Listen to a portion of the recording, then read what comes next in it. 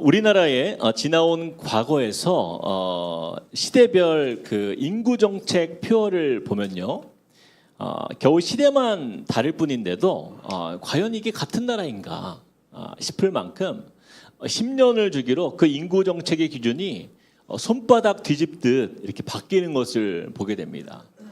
1980년대에 여러분 기억하실지 모르겠어요. 그때 인구 정책은요, 두 자녀 갖기 운동이 활발했습니다. 사진 한번 보여주겠어요? 네. 그래서 아들, 딸 구별 말고 둘만 낳아 잘 기르자. 딱 2명만 낳자. 이렇게 제안했었던 시절이 있었어요. 그러다가 이제 90년대에 들어와서는 그 기준이 1명으로 뚝 떨어집니다. 그래서 둘도 많다. 하나만 낳아 잘 기르자. 그 당시에는 아이들을 적게 낳고 90년대에는 외동을 키우는 것이 굉장히 세련된 선진 문화인이라고 이렇게 가르쳤어요. 자, 그러다가 이제 2000년대에 들어와서는 갑자기 분위기가 180도로 바뀝니다. 심각한 저출산 문제로 이제 인구 정책이 이제 출산 장려로 대전환된 거예요. 그래서 2000년대 이런 표어가 등장한 거예요. 가장 좋은 선물은 동생입니다. 혼자는 외로우니 둘 이상 낳아야 됩니다. 이런 표어가 많이 있었어요. 자, 그러다가 이제 2010년 이후에는 어떻게 됩니까? 아이를 많이 낳는 것이 애국이다, 이런 표현까지 등장합니다. 전에는 아이를 많이 낳으면 무식하다 그러더니 이제는 애국자라고 지켜 세우는 일이 벌어진 거예요. 그리고 2020년대 지금에 이르러서는 이런 표어가 등장했습니다. 태어나줘서 고마워. 태어나줘서 고마워. 이제는 제발 태어나만 달라고. 태어나 주는 것 자체가 감사한 시대가 된 거예요. 그래서 제가 그 송파구, 서울에 그 송파구 그 인구 정책 포스터를 제가 이제 보게 됐는데 이렇게 써 있어요. 여기 보면 다정한 첫째, 똑똑한 둘째, 장난꾸러기 셋째, 애교쟁이 넷째. 저희 집 이야기하는 것 같은데 느낌. 이 다둥이가 많이 낳는 것이 행복이라고 이렇게 홍보합니다. 여러분 보세요. 이것이요, 불과 40년 사이에 일어난 이 인구 정책의 변화입니다.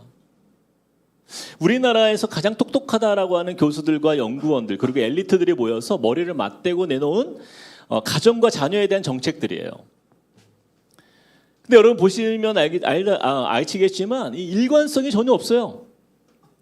한때는 이것이 옳다라고 막 정의하고 그렇게 정의라고 외쳤던 그 기준들이 불과 몇 년 뒤에는요, 너무나 쉽게 그것이 기준이 바뀌어 버리는 것을 보게 되는 거죠.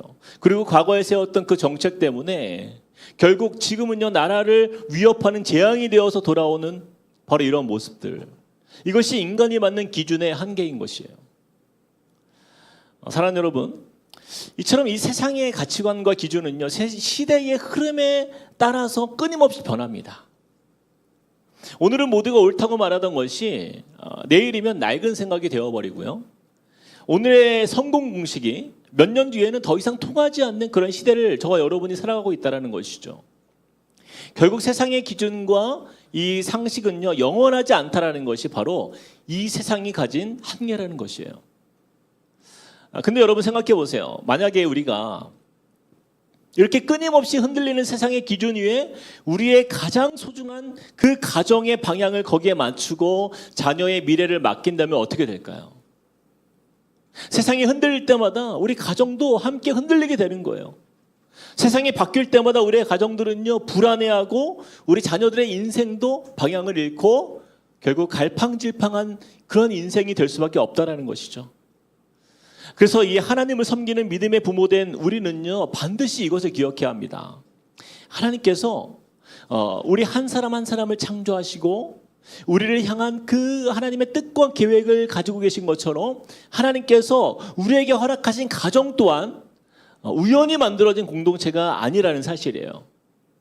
하나님은 우리 가정을 세우셨고 우리가 가정을 향한 하나님의 뜻과 계획, 즉 변하지 않는 하나님의 그 마스터 플랜이 함께 있다는 사실을 우리는 믿어야 하는 것입니다. 여러분, 이 마스터 플랜이라는 것은요, 이런 의미예요.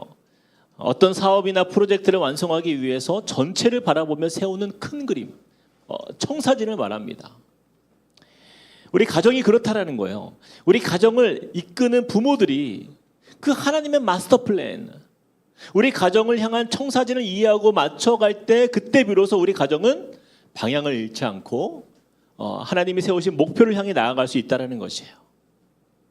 여러분, 우리 가정들은요, 결코 우리가 선택해서 만든 우연한 공동체가 아닙니다. 하나님께서 계획하시고 하나님이 세우셨고 지금도 하나님이 이루어 가시는 하나님의 작품이라는 것을 우리는 인정해야 되는 것이에요. 그렇기 때문에 우리가 진정한 믿음의 가정을 세우기 원한다면 그러한 세상의 그러한 여러 가지 유행과 기준이 아니라 바로 하나님께서 우리 가정을 향해 그려놓으신 그 청사진, 그 하나님의 마스터 플랜을 우리가 먼저 이해하는 것이 우선인 것이죠. 그러므로 믿음의 가정은요, 이 세상과 시대의 흐름을 따라가는 가정이 아니라 그 하나님의 설계도에 따라 살아가는 가정입니다. 그리고 그 하나님의 계획 안에 거할 때 비로소 우리 가정은 흔들리지 않는 믿음의 집으로 세워지는 것이죠. 자, 그래서 하나님은요, 성경을 통해서 3,500년 전 그때나 지금이나 또 그리고 앞으로도 영원토록 변치 않는 자녀 교육의 절대적인 마스터 플랜을 우리에게 주셨다라는 거예요. 여러분, 그것이 바로 오늘 우리가 읽었던 바로 이 본문 말씀, 쉐마의 말씀인 것입니다. 여러분, 이 쉐마라는 것은요, 우리가 읽은 이 신명기 6장 4절에서 9절까지의 말씀을 가르치는데 그 중에 4절 말씀의 첫 단어, 그 단어가 바로 이것이에요. 들으라, 이스라엘아 들으라, 바로 이 뜻입니다. 이스라엘아 들으라. 이것을 히브리어로 보면은 쉐마 이스라엘, 바로 이런 뜻이에요. 이 쉐마라는 것은요, 히브리어 동사 샤마에서 파생된 단어인데 명령어입니다. 그 뜻이 들으라, 경청하라, 바로 이런 뜻이에요. 근데 이것은 단순히 어떤 한 귀로 듣고 한 귀로 흘리는 그런 청각적인 청취를 말하는 것이 아니라 하나님의 말씀을 귀 기울여 듣고 그것을 마음에 담아 삶으로 온전히 복종하라, 바로 이런 뜻이에요. 그래서 이 들으라라는 말씀은요, 믿음의 가정들을 향해서 들었느냐? 그렇다면 들은 대로 살아내라, 바로 이런 의미인 것입니다. 바로 이것이 쉐마라는 단어예요. 그래서 유대인들에게 이 쉐마는요, 단순한 성경 구절이 아니었던 거예요. 그들의 정체성이자 또 그들의 그 목숨과도 같은 그런 신앙 고백이었다라는 것이에요. 그들은 아침에 눈을 뜰 때도요, 이 신명기 6장 4절에서 9절 말씀을 아침마다 이 쉐마를 외웠어요. 그리고 이스라엘 백성들은 밤에 잠들기 전에도 이 쉐마를 암송했습니다. 인생의 시작과 끝을 하나님의 주권을 인정하는 것으로 채운 거예요. 심지어 역사 속에서 수많은 유대인들이 핍박을 받고 죽어갈 때, 특별히 그 홀로코스트의 그 비참한 죽임을 당하는 그 가스실 안에서도 그들이 마지막 숨을 거두며 외쳤던 그 한마디가요, 바로 이 쉐마 이스라엘, 들으라 이스라엘, 바로 이 신명기 6장 4절에서 9절 말씀이었다라는 거예요. 그들이 목숨을 다하는 순간까지 그들의 자녀들에게 들려주고 싶었던 유일한 가치, 그것이 바로 이 믿음의 가정의 기둥이 되는 쉐마였다라는 것입니다. 자, 그렇다면 여러분, 이 3,500년이 된 이 쉐마의 말씀이 이 유대인들의 역사 속에서 어떤 열매를 맺었는지 아십니까? 유대인들은요, 주후 70년에 로마에 의해서 나라가 완전히 망했어요. 그리고 1948년 독립하기까지 자그마치 그 2000년이 넘는 그 시간 속에서 그들은 전 세계를 떠돌아다녔습니다. 이 역사학자들의 그 연구에 따르면요, 이 정도로 영토를 잃어버리고 1000년 이상 전 세계로 흩어진 민족들은요, 예외 없이 모두가 그 흩어진 지역의 땅의 문화에 동화되어서 그 민족은 흔적도 없이 사라진다라는 것이 정설이에요. 그것이 바로 인류 역사의 법칙이라고 합니다. 근데 전 세계에서 인류 역사의 법칙을 깨고 유일하게 사라지지 않은 민족이 하나 있는데 그 민족이 바로 이 유대인이었다라는 거예요. 나라와 땅도 잃어버렸고 주권도 잃어버렸지만 이렇게 그 민족이 유지되어 수 있었던 유일한 이유, 유대인들은요, 그 이유를 어디에서 찾냐면 바로 여기서 찾습니다. 가정에서 부모가 자녀에게 이 쉐마를 귀에 못이 박히도록 눈물로 전수했기 때문이다라고 그들은 주장해요. 부모의 삶을 통해서 이 쉐마가 흐르는 한 그들은 어느 땅에 떨어져도 유대인이었고 결국 2000년의 이 세월을 거슬러 기적적으로 나라를 재건하는 그 인류 역사상 유일무이한 그 기적의 열매를 맺게 된 민족이 바로 이스라엘이었다라는 것입니다.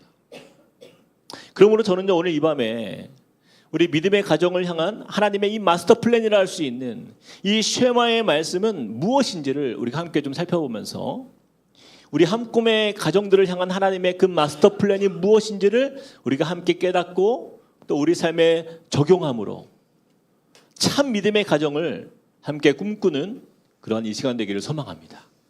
자, 첫 번째입니다. 믿음의 가정을 향한 하나님의 마스터 플랜. 자, 첫 번째 같이 한번 읽어볼까요? 시작. 먼저 부모의 마음에 말씀이 새겨지는 것입니다. 먼저 부모의 마음에 말씀이 새겨지는 것입니다. 자, 우리 쉐마의 4절부터 6절을 같이 한번 읽어보겠습니다. 이스라엘아, 시작. 이스라엘아 들으라. 우리 하나님 여호와는 오직 유일한 여호와시니 너는 마음을 다하고 뜻을 다하고 힘을 다하여 내 하나님 여호와를 사랑하라. 오늘 내가 내게 명하는 이 말씀을 너는 마음에 새기고.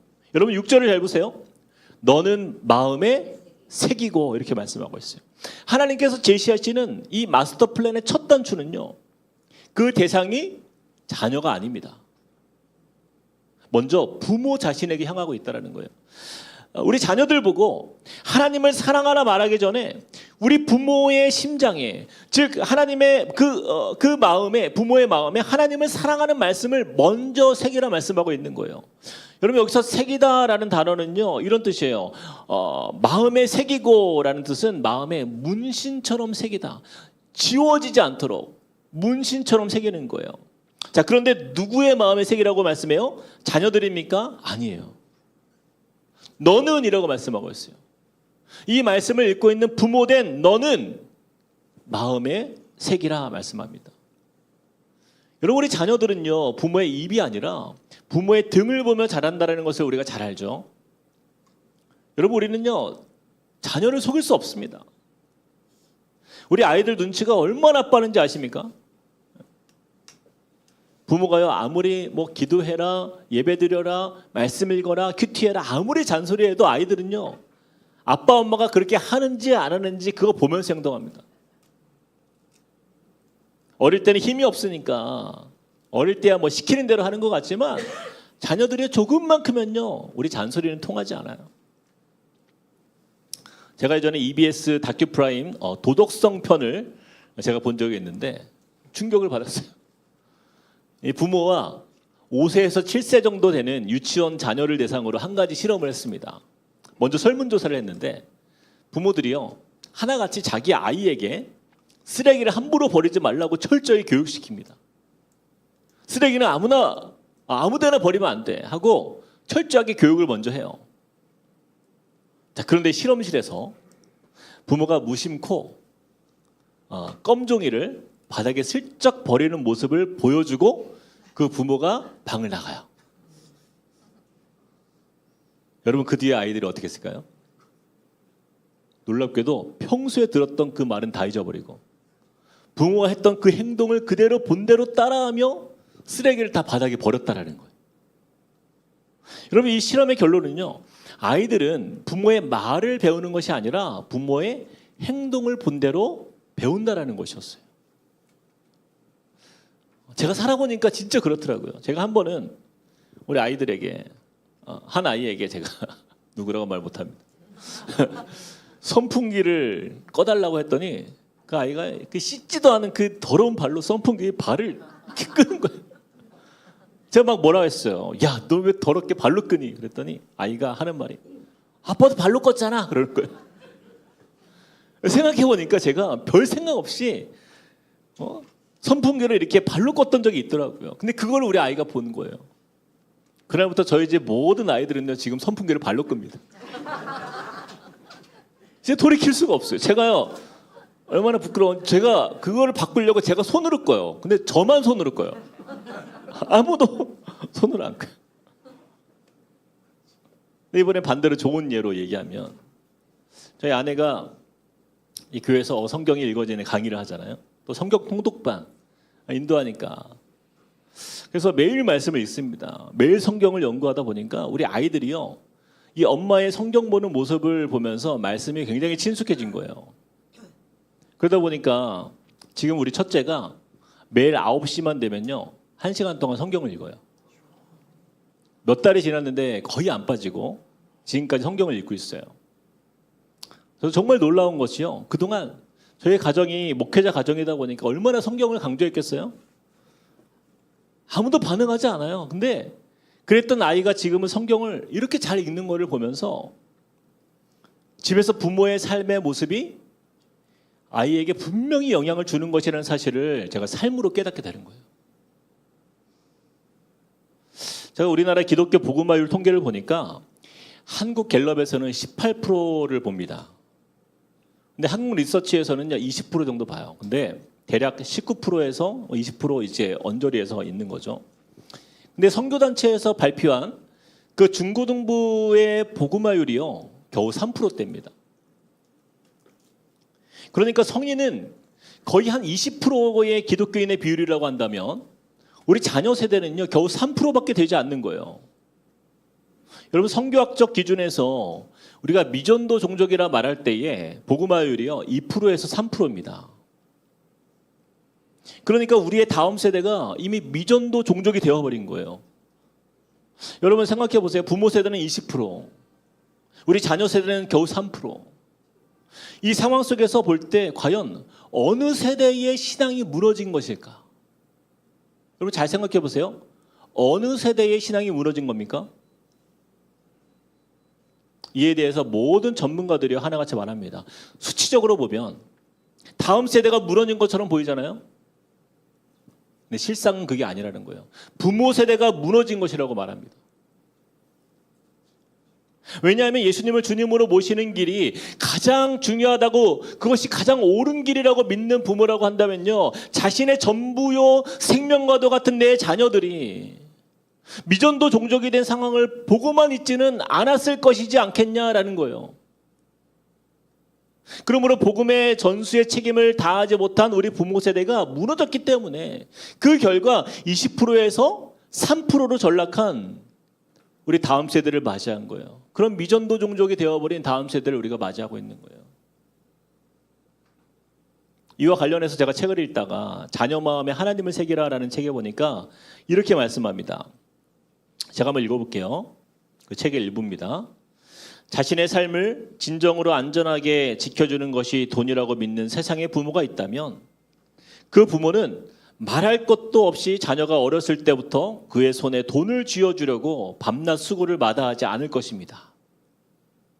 만일 명문학벌이 그 삶을 지켜준다라고 믿는다면 그 부모는 적어도 그 자녀의 인생에 명문대학이라는 이름을 타협 없이 새겨 넣으려고 목숨을 걸 것입니다. 믿음의 부모라고 한다면 예수님이 세상 어느 것과도 타협할 수 없는 절대 순위의 진리이자 최고의 가치라면 자녀들에게 다른 어떤 가치와 이름보다도 예수의 이름을 전하려 목숨을 거는 것이 지극히 당연합니다. 여러분 동의가 되십니까? 이와 관련하여 제가 자료를 보다가 한국교회의 위기진단과 대안의 방향이라는 논문이 있어요. 그 논문을 제가 보게 되었는데 한국교회 교육 위기의 10가지 요인이라는 그 목록이 나옵니다. 그러니까 한국교회가 이렇게 위기에 빠지게 된 이유 10가지. 1위부터 10위까지 나온 거예요. 근데 여러분 한국교회를 이렇게 어렵게 만든 그 주범, 그 원인 1위부터 3위가요. 여러분 누군지 아십니까? 놀랍게도 부모였습니다. 부모. 우리나라의 한국교회가 위기에 빠지게 된 그 원인이 그 신앙을 가진 우리 부모들 때문이라는 거예요. 그래서 첫 번째, 한국교회 교육의 위기의 10가지 요인. 첫 번째는요, 부모의 신앙교육의 부재예요. 집에서 신앙교육을 하지 않는 부모 때문이다. 두 번째, 부모들의 세속적 자녀교육관. 우리 한국의 부모들이 교회에서는 믿음으로 사는 것 같지만 집에서는요 세속적인 세상 방법으로 자녀를 교육하고 있다는 거예요. 세 번째, 부모 자신의 신앙저하. 여러분, 이 통계가 무엇을 고발하고 있는지 아세요? 다음 세대의 위기는 아이들의 문제라고 여겼던 우리의 잘못된 인식이 바뀌어야 된다는 거예요. 부모된 우리의 마음에 더 이상 하나님의 말씀이 새겨져 있지 않기 때문이라는 말씀이에요. 부모인 우리의 신앙이 우리가 세속적이고 우리의 신앙이 밑바닥으로 떨어지니까 우리가 입술로는 예수를 믿는다라고 하면서도 속으로는 세상 부부들과 똑같이 돈과 대학과 세상 자랑을 우상으로 숭배하는 그 세속적 교육관에 사로잡혀 있기 때문이다라는 것입니다. 이게 연구 결과예요. 여러분 4절에서 6절 이렇게 말씀합니다. 이스라엘아 들으라. 우리 하나님 여호와는 오직 유일한 여호와시니 너는 마음을 다하고 뜻을 다하고 힘을 다하여 내 하나님 여호와를 사랑하라. 누구는요? 너는. 이 너는 누굽니까? 부모를 말하는 거예요. 우리가 먼저 마음과 뜻과 힘을 다해 여호와 하나님을 사랑하지 않는 죄로 인해 벌어진 그 결과가 바로 3%의 복음화율. 우리 자녀들의 현재의 모습이라는 거예요. 그래서 하나님은요, 가장 먼저 자녀를 말하기 전에 이 말씀을 누구에게요? 부모된 너는 마음에 새기라 말씀하고 있는 거예요. 부모의 마음에 하나님을 사랑하지 않으면서 어떻게 너희 자녀의 마음에 하나님의 사랑을 새길 수 있는가? 바로 이것입니다. 사랑하는 여러분, 오늘 이 시간에 자녀들의 믿음 없음을 탓하며 눈물 흘리기 전에 먼저 내 마음에 새겨진 이름이 무엇인지를 우리가 정직하게 돌아보기를 원합니다. 세상에서 요구하는 가짜 상식에 흔들리는 가정이 아니라 오늘 부모된 저와 여러분의 마음판 위에 이 말씀을 먼저 새겨 넣어야 하는 것이에요. 그러므로 그런 의미에서 우리 마음에 한번 새기면서 이 말씀을 한 번 더 큰 소리로 우리 읽어보겠습니다. 4절 5절 같이 시작. 이스라엘아 들으라. 우리 하나님 여호와는 오직 유일한 여호와시니 너는 마음을 다하고 뜻을 다하고 힘을 다하여 내 하나님 여호와를 사랑하라. 아멘. 사랑하는 여러분, 부모인 우리가 먼저 세상 그 무엇보다 하나님을 사랑할 때 우리 자녀들의 사랑의 대상도 바뀔 것이에요. 믿음의 자녀를 키우고 싶다면 여러분 이 길만이 내 자녀가 살 길이라 여기고 우리의 모든 걸 걸어야 합니다. 내가 믿고 신뢰하고 따르는 분이 하나님이 맞다면 그분의 방법과 그 인도하심의 모든 걸 거십시오. 마음과 뜻과 힘을 다해 그곳에 나아갈 때에 여러분 그곳은요 절대 손해보지 않는 투자가 될 것입니다. 그때 비로소 우리 자녀들은요 이 미전도 종족 세대 속에서도 세상과 타협하지 않는 신실한 하나님의 자녀로 성장될 줄 믿습니다. 자, 이어서 두 번째입니다. 믿음의 가정을 향한 하나님의 마스터 플랜. 자, 두 번째 같이 한번 읽어볼까요? 시작. 부모의 모든 삶이 신앙 교육의 현장입니다. 자, 부모의 모든 삶이 신앙 교육의 현장입니다. 여러분 이 말은요. 하나님이 디자인하신 이 신앙 교육의 장소는요. 주일날 교회에서나 또는 어떤 특정한 장소나 시간으로 제한되지 않는다라는 것을 뜻해요.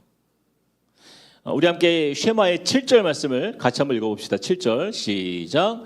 내 자녀에게 부지런히 가르치며 집에 앉았을 때든지 길을 갈 때든지 누워있을 때든지 일어날 때든지 이 말씀을 강론할 것이며. 자, 여러분 보세요. 집에 앉았을 때 또 길을 갈 때 누워있을 때 일어날 때 즉 자녀와 함께 먹고 자고 놀고 뒹굴고 살아가는 그 모든 일상의 평범한 순간들이 전부 신앙의 교육의 현장이라는 거예요. 여러분 이것이 믿음의 가정을 향한 하나님의 마스터 플랜입니다. 우리 믿음의 부모들이 오해하는 것이 있어요.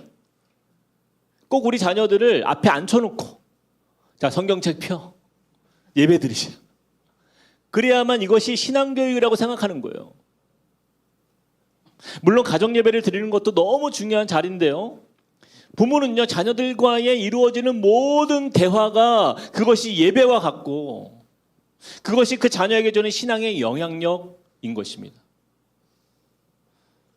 제가 얼마 전에 큐티를 통해서 말씀을 묵상하는데 하나님께서 제 마음에 깊은 깨달음을 주신 적이 있었어요. 창세기 22장 말씀에 보면 우리가 너무 잘 아는 말씀이잖아요. 아브라함이 이삭을 바치는 내용. 근데 22장의 시작을 보면요, 하나님께서 아브라함을 시험하려고 부릅니다. 아들 이삭을 그 모리아 땅에 산으로 가서 그를 번제로 드려라, 명령이었어요. 아브라함은 청천벽력과 같은 말씀을 순종하기 위해서 그 소중한 아들 이삭의 손을 잡고 3일 길을 걸어갑니다. 그 3일 길을 걸어가는 동안 여러분, 아브라함, 이 아버지의 마음이 어땠을까요? 아마 가슴이 찢어지고 피눈물이 났을 거예요. 그런데 이 눈치 빠른 이삭이요, 길을 가다가 보니까 이상한 점을 발견하게 된 거예요. 아니, 제사를 드리러 가는데 불도 있고 나무도 있는데 가장 중요한 뭐가 없는 거예요? 재물이 없는 거예요. 그래서 이삭이 아버지에게 묻습니다. 아버지, 불과 나무는 있는데 번제할 어린 양은 어디에 있습니까? 여러분, 이 질문을 받았을 때 아버지 아브라함이 얼마나 당황스럽고 가슴이 무너졌겠어요. 얘야, 미안하다. 사실은 하나님이 너를 바치라고 하셨단다. 네가 오늘 죽어야 할 재물이다. 이 말을 어떻게 그 아버지의 입에서 자식이 할 수 있겠냐라는 거예요.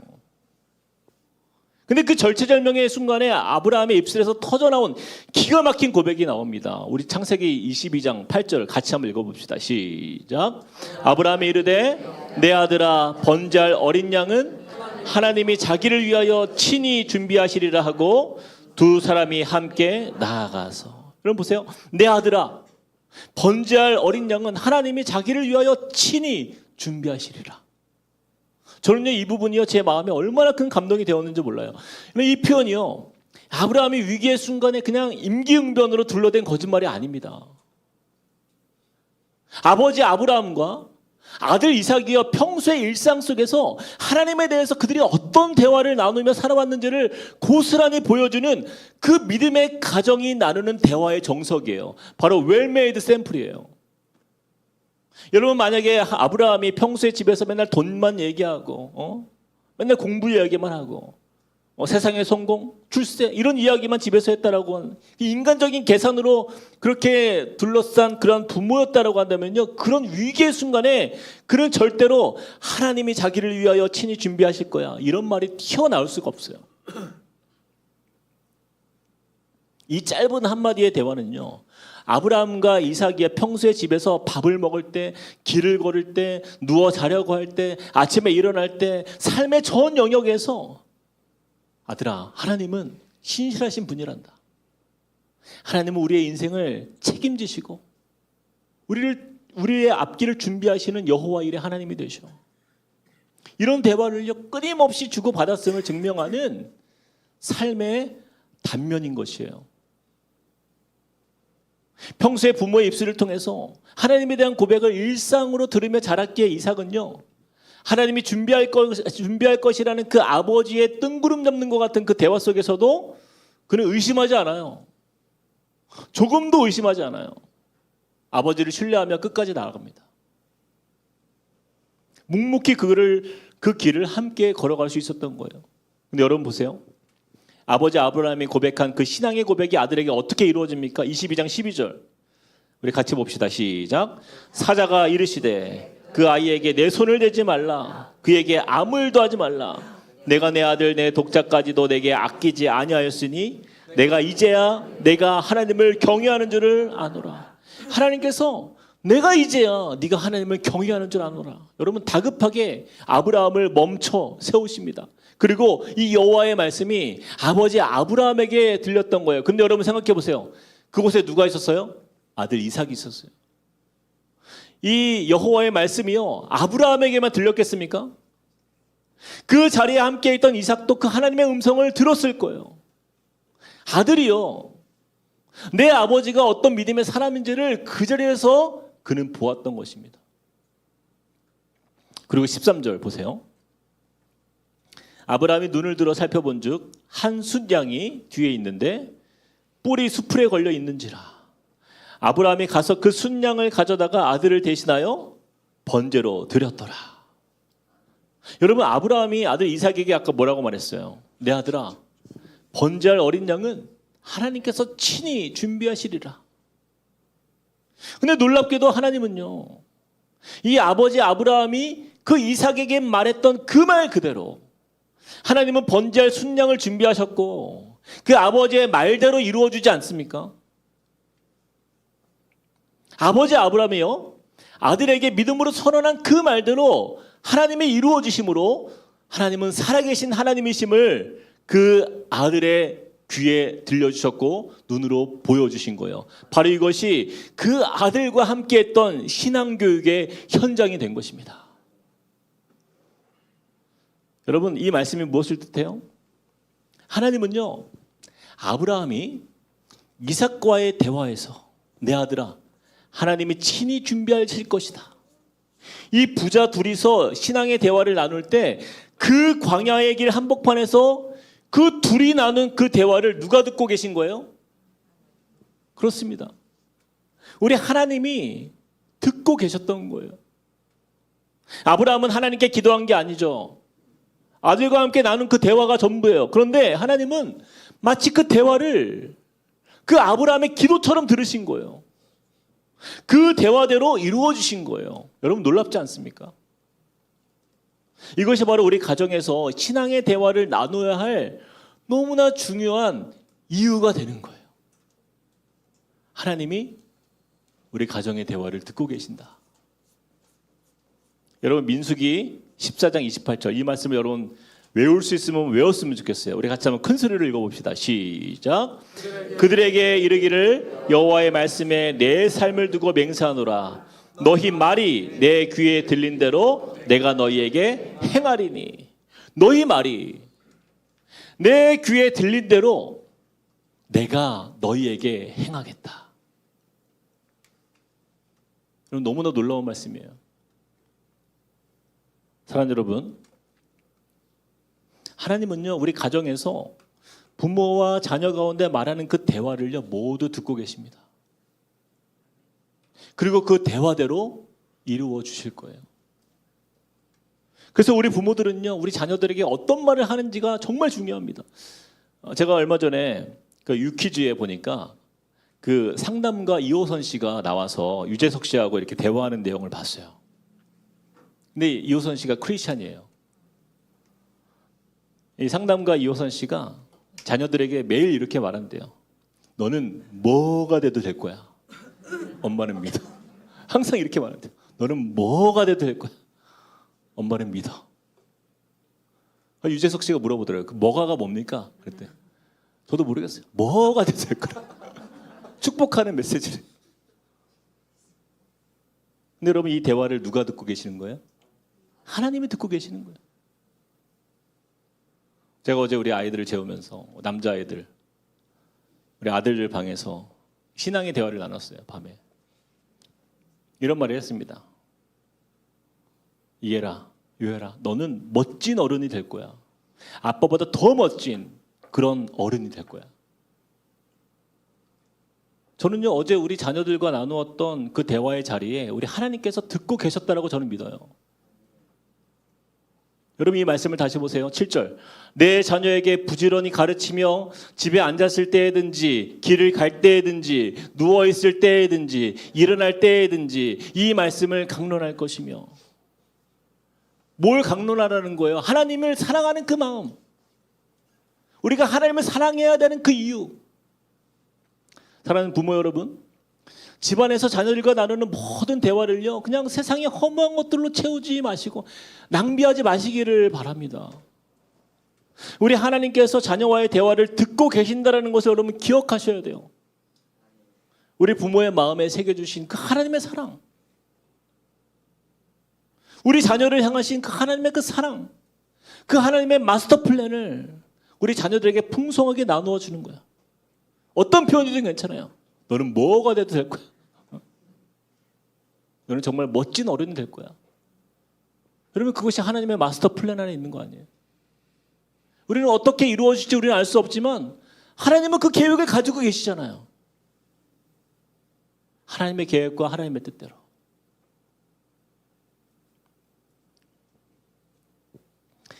이와 관련해서 여러분 이것을 실천에 옮겼던 한 믿음의 여인을 제가 소개하고 싶어요. 여러분 세계 역사상 가장 위대한 신앙인 100인을 선정할 때마다 빠지지 않는 한 어머니가 있습니다. 그 어머니의 이름은요, 수잔나 웨슬리예요. 수잔나 웨슬리. 이 수잔나 웨슬리는요, 너무나 가난한 한 가정의 어머니로서 뭐 제대로 배운 것도 없어요. 그리고 자랑할 것도 하나 없습니다. 그런 가정의 상황 속에서 지냈어요. 근데 자녀를 향한 그녀의 신앙교육은요, 몇백 년이 지난 지금까지도 화자되고 있을 만큼 훌륭한 믿음의 어머니였습니다. 이 수잔나 웨슬리의 자녀들 중에 세계 교회사에서 가장 위대한 영적 지도자로 꼽히는 인물인 존 웨슬리가 그 안에 있고요. 또한 수천 곡의 찬송가를 만든 찰스 웨슬리가요, 그분의 아들입니다. 이 두 형제가 이 수잔나 웨슬리에게서 태어났고 자랐어요. 이 위대한 영적 거인을 키워낸 여인이 바로 이 수잔나 웨슬리였던 거예요. 여러분 이 어머니 수잔나는요, 여러분 놀라지 마세요. 자녀가요, 무려 안 믿을 것 같아요. 19명. 자녀가 19명. 그때 당시에는 그렇게 많이 났대요. 과거에. 여러분 19명 키울 수 있겠습니까? 네? 우리 유아유치부 아이들이 몇 명이죠? 어머니 혼자 키웠어요. 집은 또 얼마나 가난한지, 사는 게 얼마나 힘든지. 여러분 자녀들을 먹이고 입히는 것조차 숨이 가쁜 아주 척박한 환경에 있었어요. 그러니까 세상의 기준으로 보면은 도저히 자녀 교육을 할 수 없는 절망적인 상황 속에 있었어요. 그러나 이 어머니 수잔나가요, 결코 타협하지 않는 한 가지 일이 있었어요. 그녀는요, 자식들이 글을 깨우치기 시작하면요, 집안에서 나누는 소통의 중심에 항상 성경 말씀을 두었다고 합니다. 특별히 이 어머니 수잔나는요, 매주 한 번씩 그 19명의 자녀들을요, 한 명 한 명 1대1로 마주 앉아서 신앙에 대한 깊은 대화를 나누는 시간을 가졌다라는 거예요. 아무리 바빠도, 또 아무리 가난해도, 아무리 어려운 일이 있어도 이 시간만큼은 목숨을 걸고 지켰다라는 거예요. 때로는 아이들이 밖에서 세상 친구들과 놀거나 싸우거나 상처받거나 또한 낙심할 때 수잔나는요, 그 아이를 무릎에 위에 앉히고는 늘 이렇게 말씀했다고요. 얘야, 세상 사람들이 뭐라고 하든 상관없단다. 하나님이 지금 너의 말을 듣고 있고 하나님이 너의 인생을 책임지실 거야. 하루는 어머니 수잔나가요, 그 집이 좁고 힘드니까 뭐 가진 게 없으니까 부엌에서 이 19명의 아이들을 돌보면서 똑같은 성경 구절을요 20번 넘게 반복해서 대화하는 그 수잔나를요 남편이 본 거예요. 그리고 그 남편이 계속 이렇게 반복해서 그 성경 구절을 아이들에게 가르치는 그 모습을 보면서 기가 차서 물었대요. 여보, 당신은 어찌하여 저 아이들에게 똑같은 말을 20번이나 반복하고 있어? 그때 수잔나가 남편에게 이런 대답을 했다고 합니다.